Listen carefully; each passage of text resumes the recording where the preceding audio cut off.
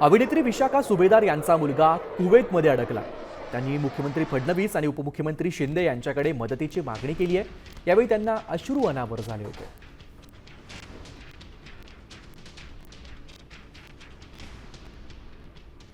माझा मुलगा लंडनच्या प्रवासाला निघाला होता, पण कुवेतमध्ये त्याचं लेहोर असल्यामुळे त्याचं फ्लाईट तिथे उतरवण्यात आलं.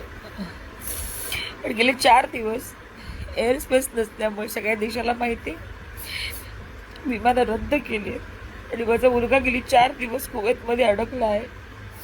आणि आता तिथली परिस्थिती गंभीर होत चालली. आपण बातम्यांमध्ये पाहतोय, तो स्वतः तिथे अनुभवतोय. अनेक ड्रोन हल्ले तिथे होत आहेत. जसं दुबईच्या लोकांना परत आणलं गेलं तसंच कुवेतमध्ये सुद्धा आपले भारतीय अडकले, त्यांना परत आणण्याची व्यवस्था करावी अशी माझी त्यांना कळकळीची विनंती आहे.